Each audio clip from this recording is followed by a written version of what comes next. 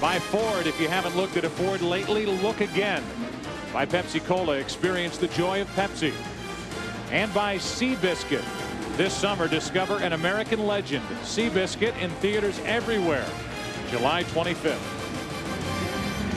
Magnificent overhead images of tonight's game and Chicago, Illinois, courtesy of Aquafina and the Aquafina Purity One light ship.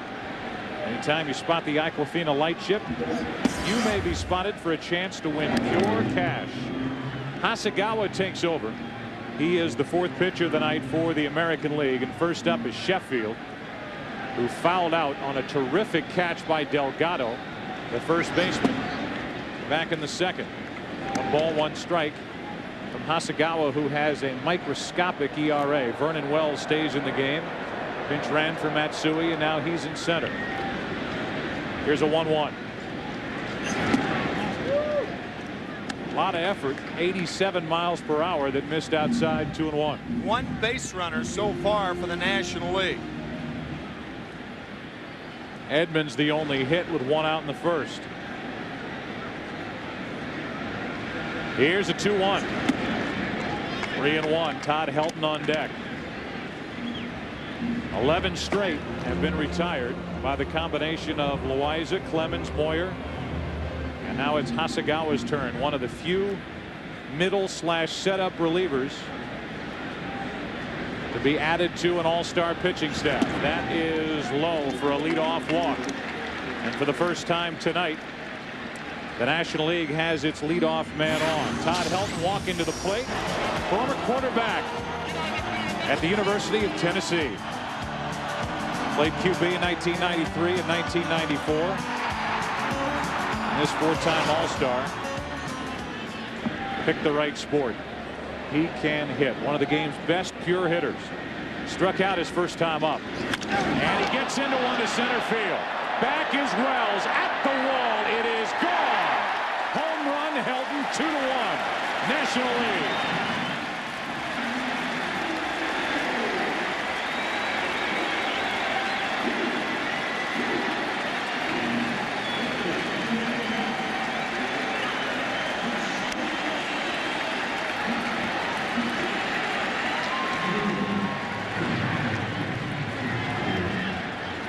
Not all pitches that are up are bad pitches, but this looked like a hanging splitter right in the eyes of Helton, but not for long.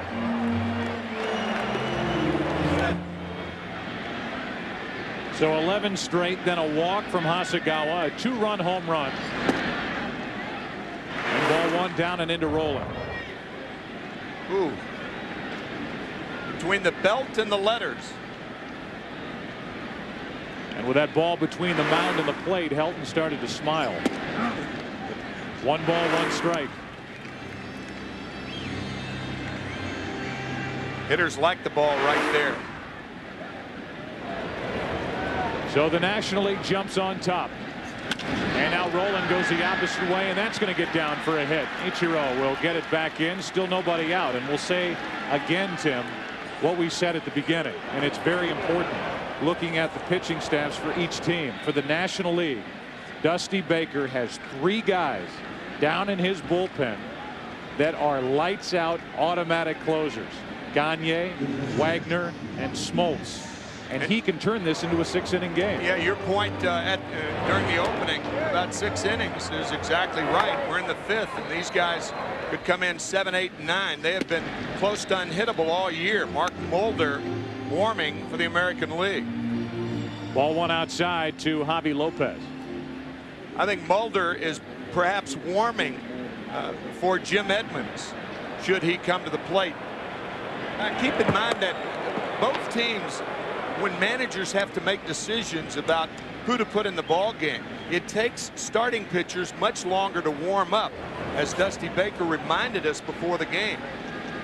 Relievers work very quickly. They warm up quickly, but starters take a lot longer. In fact, in an all-star game, if you could have 3 pitching rubbers down in that bullpen, you might at some time see 3 guys loosening up for the right situation, and or a starting pitcher getting extra time to start an inning fresh. And in case you're wondering about Edmonds lurking, you now get the idea that Guardado will be the guy to come out of the bullpen because he's more used to it as he starts to loosen, and Hasegawa is in 5th inning trouble. Steady Eddie. Every day Eddie Guardado got up in a hurry, and when you pitch as much as he does, you can get loose very quickly, and we may see him against Jose Vidro, perhaps. A 2-0 pitch. Lopez rips one foul down the left field line. And what a year, Tim, it's been for Javi Lopez.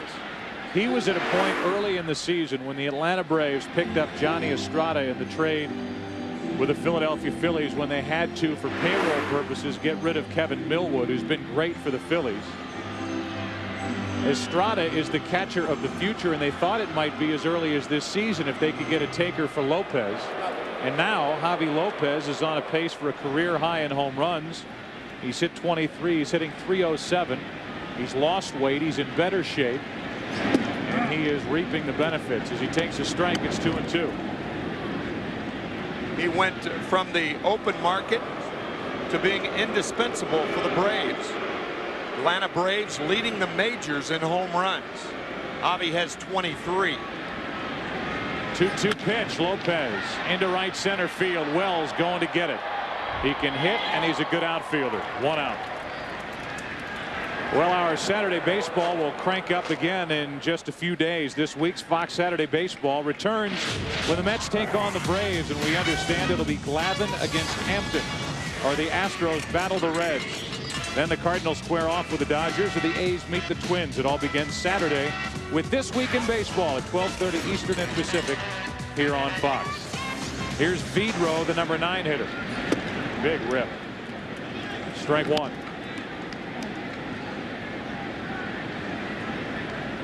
See what he does from the second base position with a bat. A switch hitter. Hits well into the 300s from both sides of the plate. Line drive hitter. 0-1 pitch. 1 ball, 1 strike. By the way, if you're wondering if you will see Barry Bonds again, Steve Lyons informing us that Barry Bonds will hit one more time, at least one more time. So that means that Barry Bonds then informed Dusty Baker that he will hit one more time. That's right. There are many decisions that a manager has to make, especially in an all-star game. But when it comes to somebody like Bonds and his relationship with Baker, Dusty asked him if he wanted to play left field or DH. Bonds said, I want a DH. And Bonds will also dictate how many times he comes to the plate. Vidro fouls it. 2 balls, 2 strikes. In Dusty's words, he's earned that right.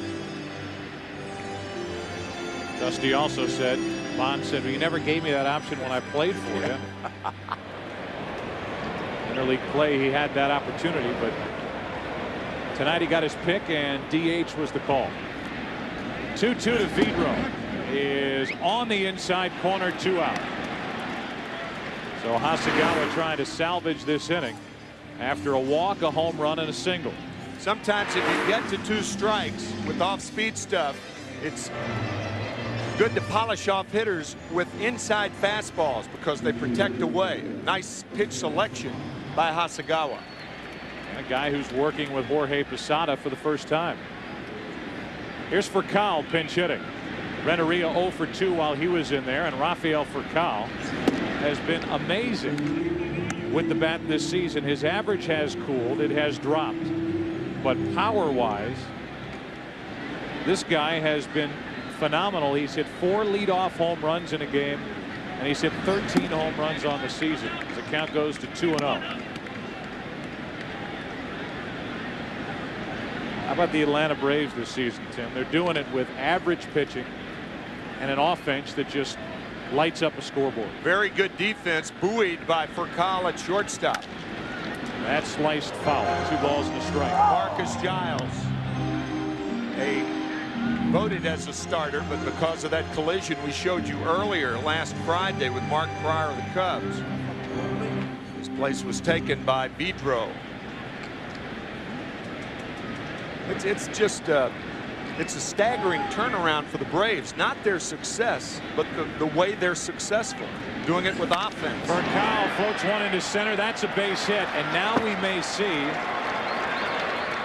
a move by Mike Scioscia with Guardado in the bullpen. The lefty Edmonds coming up. And here comes Scioscia. He's going to go to the bullpen. He wants the inning to end here with Edmonds, with Pujols lurking on deck. There's the song I love. Guardado coming in.